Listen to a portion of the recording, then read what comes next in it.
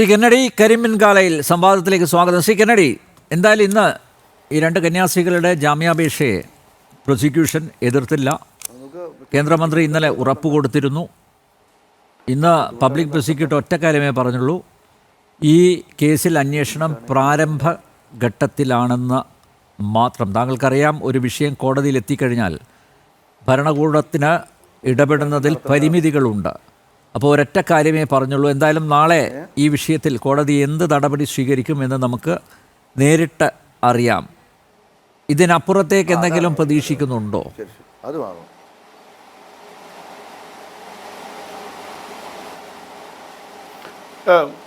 അനിൽ നമ്പ്യാരെ, ഈ ഇതിനകത്ത് ഞാൻ പല ചാനലുകളിൽ ഡിബേറ്റിൽ പങ്കെടുക്കുന്നത് കൊണ്ട് പല വിധത്തിലുള്ള വേർഷൻസാണ് നമ്മൾ കേൾക്കുന്നത്. ജാമ്യത്തെ പ്രോസിക്യൂഷനെ എതിർത്തു എന്നും എതിർത്തില്ല എന്നും രണ്ട് വേർഷൻ ഞാൻ കേട്ടു.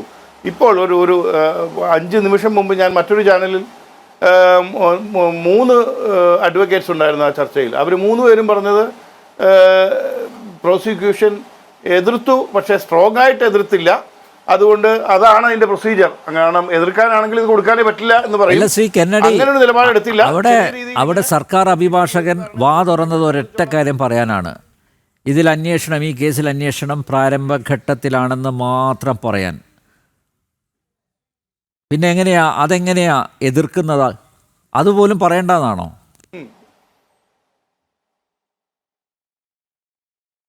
അല്ല, ഞാൻ പറഞ്ഞത് അത് തന്നെയാണ്. ഞാൻ പറഞ്ഞത് അത് ഒരു വേറൊരു വിധത്തിൽ അത് മനസ്സിലാക്കൂ. ഞാൻ പറയുന്നത് അങ്ങനെ കോടതി നടപടികളിനകത്ത് പല വിധത്തിലുള്ള പ്രൊസീജിയർ, പല ടാക്ടിക്സ് ഉണ്ടല്ലോ. അതിനകത്ത് പ്രോസിക്യൂഷൻ അങ്ങനെ സ്ട്രോങ് ആയിട്ട് അതിനെ ഒരു കാരണവശാലും കൊടുക്കാൻ കഴിയില്ല എന്ന രീതിയിൽ അതിനെ ഖണ്ഡിച്ചില്ല.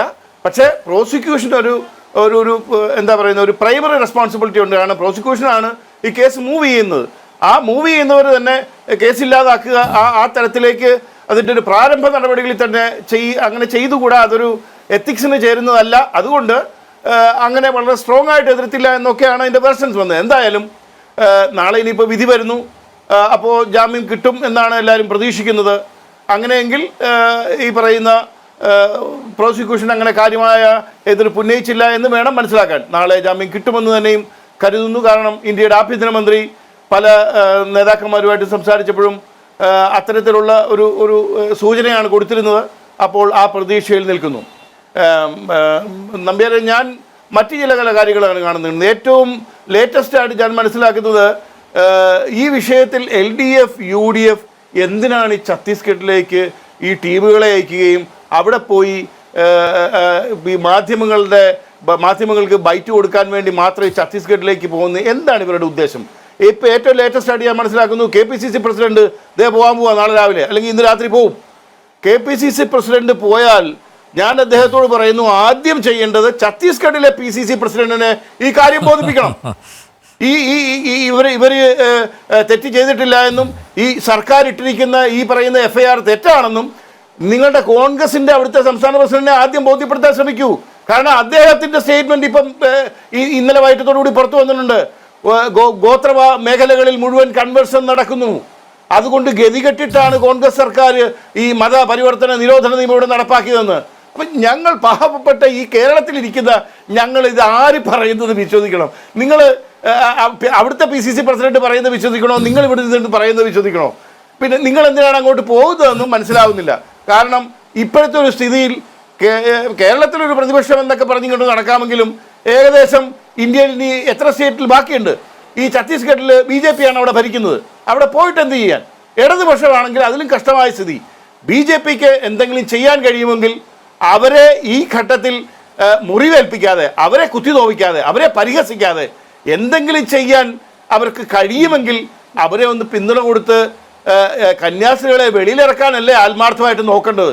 അപ്പോൾ ഈ കാര്യത്തിൽ ആത്മാർത്ഥത, ഈ വിഷയത്തോട് ആത്മാർത്ഥതയാണോ നിങ്ങൾ സമീപിക്കുന്നതെന്ന് സംശയം തോന്നും. കാരണം കഴിഞ്ഞ 4-5 ദിവസമായിട്ട് ഞാൻ നാളെ മറ്റന്നാളെ വേണേ മുഖ്യമന്ത്രിയാണെന്ന് പറഞ്ഞ് നടക്കുന്ന നിങ്ങളുടെ നേതാവ് ചിരി അടക്കിയിട്ടില്ല. ലോട്ടറി അടിച്ചാൽ പോലും ഇത്രയും സന്തോഷം കാണുകയല്ല, അതുപോലെ പുള്ളി നടക്കുന്നത്. നാളെ എങ്ങാനും കന്യാസ്ത്രീ ജാമ്യത്തിൽ ഇറങ്ങിയാൽ അദ്ദേഹം ടപ്പോന്ന് വീഴും. അദ്ദേഹത്തിന്റെ സകല സന്തോഷവും പോവും, ബോധം കെട്ട് താഴെ പോവും. അതാ സത്യം. അപ്പം അതാണ് യാഥാർത്ഥ്യമെന്ന് സാധാരണ ആൾക്കാർക്ക് മനസ്സിലാവുന്നുണ്ട്. നിങ്ങൾ BJP അവിടെ അധികാരത്തിലിരിക്കുന്നു, ഇവിടുത്തെ BJP ആണ്, കേന്ദ്രത്തിൽ BJP ആണ്. നമുക്കറിയാം ആ ഒരു ലൈനപ്പിൽ വന്നാൽ എന്തെങ്കിലും സഹായം അക്കാര്യത്തിൽ ചെയ്യാൻ കഴിയും. നിങ്ങൾ ഈ സമയത്ത് BJPക്ക് ഇട്ട് കുത്താതിരിക്കുക. പക്ഷേ നമ്പ്യാരെ, ഞാൻ മറ്റൊരു കാര്യം കൂടി അതിൻ്റെ കൂട്ടത്തിൽ വളരെ വിഷമത്തോടെ പറയാതിരിക്കാൻ കഴിയില്ല. കാരണം കേരളത്തിൽ പുതിയ BJPക്ക് നേതൃത്വം വന്നു. ബഹുമാനപ്പെട്ട രാജീവ് ചന്ദ്രശേഖർജിയുടെ നേതൃത്വത്തിൽ നല്ല ഒന്നാം തരം ടീമും നിലവിൽ വന്നു കഴിഞ്ഞു. എന്താണ് സംഭവിക്കുന്നതെന്ന് ഞങ്ങൾക്ക് മനസ്സിലാവുന്നില്ല. ക്രൈസ്തവരുടെ വോട്ട് താമരയ്ക്ക് അബദ്ധത്തിൽ പോലും കുത്തരുത്, വീഴരുത് എന്ന നിർബന്ധ ബുദ്ധിയിൽ സംഘപരിവാറിലെ ചില സംഘടനകളുടെ നേതാക്കൾ ഇവിടെ പ്രസ്താവന നടത്തുന്നുണ്ട്. അത് എത്രയും പെട്ടെന്ന് വിലക്കണം, അത് നിർത്തണം. അത് BJP നേതാക്കൾ മിണ്ടാതിരുന്നാൽ ഞങ്ങൾ എന്ത് മനസ്സിലാക്കണം? അത് എൻഡോഴ്സ് ചെയ്യുന്നു വേണ്ടേ മനസ്സിലാക്കാൻ? അത് നിർത്തിയിട്ട് വേണം ഞങ്ങളുടെ അരമണികളിലേക്ക് മെത്രാച്ചന്മാരെ കാണാൻ വരാൻ. അതല്ലാതെ മെത്രാച്ചന്മാരെ കണ്ടിട്ട് യാതൊരു കാര്യവുമില്ല. കാരണം ഇവർ വഴുതികളെ വളരെ ബുദ്ധിമുട്ടുണ്ടാക്കുന്ന സ്റ്റേറ്റ്മെൻറ്റുകൾ ഇറക്കുന്നു. അവർ പറയുന്നു കന്യാസ്ത്രീകളും മാവോയിസ്റ്റുകളുമായി ബന്ധമുണ്ട്, അത് അന്വേഷിക്കണം. ബിഷപ്പ് പാംബ്ലാനി ആ വെള്ളം അങ്ങ് വാങ്ങിവെച്ചേര്. ഈ ഒരു സന്ദർഭത്തിൽ തെരഞ്ഞെടുപ്പിൻ്റെ വർഷത്തിൽ ഇത്ര ഒരു കോൺട്രാവേഴ്ഷ്യൽ ആയിട്ടുള്ള വിഷയം നിൽക്കെ കേരളത്തിലെ സംസ്ഥാന BJP കുറച്ച് ബുദ്ധിമുട്ടിലാണെന്ന് ഏത് സാധാരണക്കാരനും മനസ്സിലാകുന്ന ഒരു ഘട്ടത്തിൽ സംഘപരിവാറിലെ സംഘടനകൾ ചെയ്യേണ്ട കാര്യമാണോ ചെയ്യുന്നത്? പാംബ്ലാനിയുടെ സ്റ്റേറ്റ്മെന്റ്സും കുറച്ച് കടുപ്പത്തിലുള്ളതായിപ്പോയി കേട്ടോ. സാധാരണ ഒരു ബിഷപ്പൊക്കെ പ്രസ്താവന ഇറക്കുമ്പോൾ അതിനൊക്കെ ഒരു മയം ഉണ്ടാവും.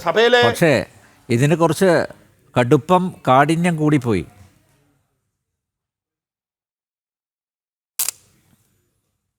അദ്ദേഹം വെല്ലുവിളിയുടെ സ്വരത്തിലാണ് സംസാരിക്കുന്നത്. നിങ്ങൾക്ക് അറിയാമല്ലോ, ഈ BJPയുടെ പേരിലും അല്ല, അദ്ദേഹം BJPയുടെ പേരിലും സംഘപരിവാറിനോട് എന്തോ ഒരു ചായ്വ് കാണിച്ചെന്ന പേരിലൊക്കെ ഒരു സമയത്ത് വയറ് നിറച്ച് കിട്ടിയ ആളല്ലേ. ആ ഒരു പരിഗണന കൊടുത്തൂടെ? 300 രൂപ റബ്ബറിന് തന്നാൽ എന്ന സ്റ്റേറ്റ്മെന്റ് ഞാൻ ഓർമ്മിക്കണം.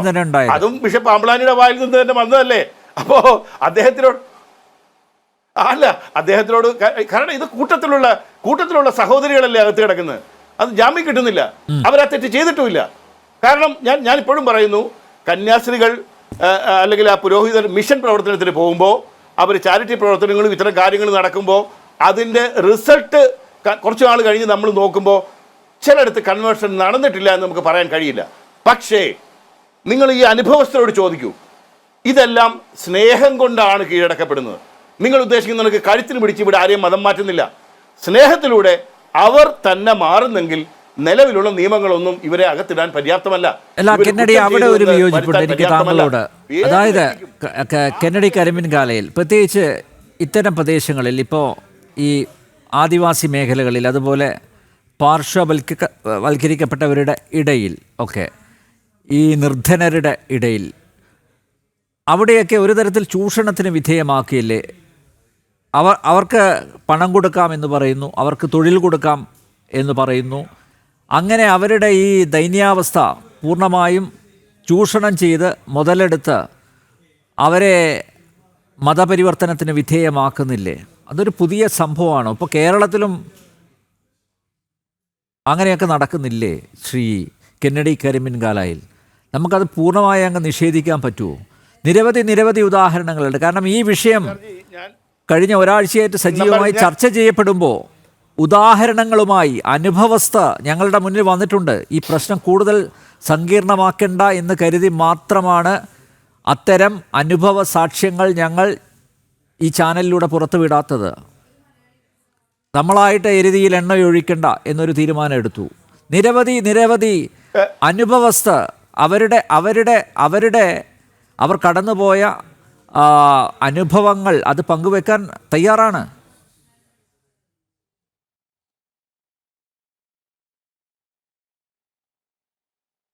അല്ല, നന്നായി. കാരണം നമ്പ്യാർജി ഇപ്പം പറഞ്ഞൊരു വാക്കുണ്ടല്ലോ, എരുതിയിൽ എണ്ണ ഒഴിക്കണ്ട. ആ ഒരു പക്വത നമ്പ്യാർജി കാണിക്കുന്നു. ഞാൻ അവിടെയാണ് പറഞ്ഞത്, അതാണ് പക്വത എന്ന് പറയുന്നത്. എന്തുകൊണ്ട് ഈ സന്ദർഭത്തിൽ അല്ല അത് വിളമ്പേണ്ടത്? ഒരു കോമൺ സെൻസ് ഉണ്ടെങ്കിൽ മനസ്സിലാവും. ഞാൻ അതാ പറഞ്ഞത്, അതല്ല ഇവിടെ നടക്കുന്നത്. അതിൻ്റെ പിന്നിൽ എന്തോ മറ്റു ചില കളികളുണ്ട്. രാജീവ് ജിയുടെ പുതിയ ടീമിനോടുള്ള വിരോധമോ, അല്ലെങ്കിൽ ഈ പുതിയ ടീം വന്ന് ഇവിടെ BJPക്ക് ക്ലച്ച് പിടിപ്പിക്കരുതെന്നോ, അവരെ നിലം തൊടിക്കരുതെന്നോ ആരോ കച്ച കെട്ടി ഇറങ്ങിയിട്ടുണ്ട്. അത് സംഘപരിവാർ മനസ്സിലാക്കിയാൽ നല്ലത്. പുറത്തുനിന്നും ആരും വരണമെന്നില്ല ഇവിടുത്തെ പ്രസ്ഥാനമില്ലാതാകാൻ. ഞാൻ അതാണ് അതിനകത്ത് ശ്രദ്ധിക്കണമെന്ന് പറഞ്ഞത്. ഇനി ഗോത്രവർഗ മേഖലയിലെ മതം മാറ്റത്തെക്കുറിച്ച് പറഞ്ഞല്ലോ. കന്യാസ്ത്രീകൾ മതം മാറ്റുന്നു എന്ന് പറഞ്ഞാൽ എനിക്ക് എൻ്റെ കുടുംബത്തിൽ തന്നെ ലെഫ്റ്റനൻറ്റ് റാങ്കിലും ഒക്കെ നല്ല നല്ല പൊസിഷനിലുള്ള ഫോഴ്സിലുള്ളവരുണ്ട്. ഞാൻ ആ മേഖലയിലൊക്കെ പ്രവർത്തിക്കുന്നവരുമായിട്ട് സംസാരിക്കുമ്പോൾ അവരുടെ നിന്ന് കിട്ടിയ അറിവ് പ്രകാരമൊക്കെ ഞാൻ പറയുകയാണ്, ഈ കൺവേർഷൻ നടന്ന മേഖലകളിൽ, ഈ നോർത്ത് ഈസ്റ്റ് മേഖലകളിൽ പ്രത്യേകിച്ച് ഈ ഗോത്രവർഗ മേഖലകളാണ് മുഴുവൻ, അവിടെ ഈ കൺവേർഷൻ നടന്നിട്ടുണ്ടെന്നുള്ളത് യാഥാർത്ഥ്യമാണ്. പക്ഷേ ഈ കൺവേർഷൻ നടന്നിരിക്കുന്നിടത്തെ പ്രത്യേകത, ഈ കൺവേർട്ട് ചെയ്യപ്പെട്ടവരെല്ലാം സമൂഹത്തിൽ എഡ്യൂക്കേഷനലി, സോഷ്യലി, കൾച്ചറലി, ഫിനാൻഷ്യലി എല്ലാ അർത്ഥത്തിലും അവർ സൊസൈറ്റിയിൽ ഒരു പ്രിവിലേജ്ഡ് ഗ്രൂപ്പായി മാറുന്നുണ്ട്. ഈ ഗോത്രവർഗം എന്നുള്ള രീതിയിൽ ഈ അവരുടെ സ്വത്വം സംരക്ഷിച്ച് അവിടെ ഈ കൺവേർട്ട് ചെയ്യപ്പെടാതെ ഇരിക്കുന്നവർ എന്നോട് പറഞ്ഞ ഭാഷ ഞാൻ ആവർത്തിക്കുകയാണ്, അവരാ കയ്യാലപ്പുറത്ത് എലിയേൻ ചുട്ടുകൊന്ന് നിന്ന് അവിടെ ഇരിപ്പുണ്ട്. അത് തുടരണമെന്നാണ് ആരോ ആഗ്രഹിക്കുന്നതെങ്കിൽ I don't think the church will turn back. They are not going to turn back. They will go head Nambiarji. ഇതുകൊണ്ടൊന്നും ചർച്ച് അവരുടെ തീരുമാനത്തിൽ നിന്ന് മാറില്ല, അവരുടെ പ്രേക്ഷിത പ്രവർത്തനത്തിൽ നിന്ന് പിന്മാറില്ല. അവർ ആ സമൂഹത്തിന് വേണ്ടി പ്രവർത്തിക്കും, ആ സമൂഹത്തിൻ്റെ ഉന്നമനത്തിന് വേണ്ടി പ്രവർത്തിക്കും. ആ പാവപ്പെട്ടവരെ എലിയെ ചുട്ടു നിന്ന് ജീവിതം കഴിക്കാൻ അനുവദിക്കില്ല. അവർക്ക് വിദ്യാഭ്യാസം കൊടുക്കും, അവരെ തൊഴിൽ കൊടുക്കും, എല്ലാ വിധത്തിലും അവരെ സഹായിക്കും. എന്ത് ചെയ്തെന്ന് പറഞ്ഞാലും അത് നടന്നിരിക്കും. ഞാൻ പറഞ്ഞല്ലോ, അതൊക്കെ സ്നേഹത്തിൻ്റെ ഭാഷയിലാണ്. സ്നേഹം എക്സ്ചേഞ്ച് ചെയ്യപ്പെടുകയാണ്, മറ്റൊരർത്ഥത്തിൽ അതിനെ കാണുകയും വേണ്ട. ആ തരത്തിൽ ആ കൺവേർട്ട് ചെയ്യപ്പെട്ടവർക്ക് ഒരു നഷ്ടവും ഇതുവരെ സംഭവിച്ചിട്ടില്ല. അന്വേഷിച്ചോളൂ. ഞാൻ പറയുന്നത് കളവാണെങ്കിൽ അത് അന്വേഷിക്കൂ. പക്ഷേ ഞാൻ പറഞ്ഞല്ലോ, നിർബന്ധിത മതപരിവർത്തനം തെറ്റ് തന്നെ. അങ്ങനെ ചെയ്യുന്നുണ്ടെങ്കിൽ അതിനകത്ത് തടയുകയും വേണം. ഈ കന്യാസ്ത്രീ അങ്ങനെ ചെയ്തു എന്ന് ഒരു കാരണവശാലും തെളിയിക്കാൻ കഴിയില്ല. കാരണം ആ കൂടെ വന്നവരുടെ സ്റ്റേറ്റ്മെൻറ്റുകൾ പലയിടത്തും അവർ പറഞ്ഞിട്ടുണ്ട്, നമുക്കത് കാണാവുന്നതാണ്. പിന്നെ ഇത്രയും വർഷമൊക്കെ കൺവേർട്ട് ചെയ്തിട്ടും ഇപ്പോഴും ക്രിസ്ത്യാനികളുടെ ശതമാനം എത്ര ഇന്ത്യയിൽ? 2%. എന്നാൽ മറ്റ് ഇതിൻ്റെ കൂടെയുള്ള മറ്റൊരു ന്യൂനപക്ഷത്തിൻ്റെ സ്ഥിതി നോക്കൂ. നമുക്ക് സ്വാതന്ത്ര്യം കിട്ടുമ്പോൾ എന്തായിരുന്നു, ഇപ്പം എന്താണ് സ്ഥിതി എന്ന് നോക്കൂ. ലോകത്താകമാനം അവരുടെ സ്ഥിതി എന്താണെന്ന് നോക്കൂ. സിറിയ ക്രിസ്ത്യൻ രാജ്യമായിരുന്നു, ലെബനൻ ക്രിസ്ത്യൻ രാജ്യമായിരുന്നു. ബ്രിട്ടൻ താമസിയാതെ ആണവായുധമുള്ള രാജ്യം ഒന്ന് ആലോചിച്ച് നോക്കുക, ആരുടെ കയ്യിലാണ് ഇരിക്കാൻ പോണമെന്ന്. ആ സ്ഥിതി ലോകത്ത് നടക്കുകയാണ്. കമ്പാരിറ്റീവ്ലി ഇന്ത്യയിൽ ഈ 2% ഈ പാവങ്ങൾ എന്ത് ചെയ്യുമെന്ന് വിചാരിച്ചാൽ അവരെ ഓടിച്ചിട്ട് തല്ലുന്നത്? വെറും തെറ്റിദ്ധാരണയുടെ പുറത്താണ്. അതുണ്ടാവരുത്. അവരെ കൂടെ നിർത്തൂ, അവരെ ചേർത്ത് പിടിക്കൂ. അവരെ തല്ലുകയല്ല ചെയ്യേണ്ടത്. അവരുടെ നേരെ കൈയൂക്കി ഒരു ബജറംഗത്തിൽ ഒരു സ്ത്രീ ഇങ്ങനെ പറയുന്നത് കേട്ടു, തെറ്റിദ്ധാരണയല്ലേ? അങ്ങനെയുള്ളവരെ തിരുത്തണം. തെറ്റ് കന്യാസ്ത്രീയുടെ ഭാഗത്തല്ല നമ്പ്യാർജി, തെറ്റ് തിരുത്തപ്പെടണം. ഓക്കെ, എന്തായാലും ശ്രീ കെന്നഡി ആരും ഓടിച്ച് വിടുന്നില്ല, ചേർത്ത് പിടിക്കുന്നേ ഉള്ളൂ. അങ്ങനെ ചേർത്ത് പിടിക്കുന്നത് ഇഷ്ടപ്പെടാത്ത ചിലരൊക്കെ ഉണ്ട്. അവരാണ് ഈ മുതലെടുപ്പ് രാഷ്ട്രീയവുമായി ഇറങ്ങി തിരിച്ചിരിക്കുന്നത്. അത് മനസ്സിലാക്കാനുള്ള ബോധ്യം അത് ക്രൈസ്തവ സമൂഹത്തിനുണ്ടാകും എന്ന് തന്നെയാണ് പ്രത്യാശിക്കുന്നത്.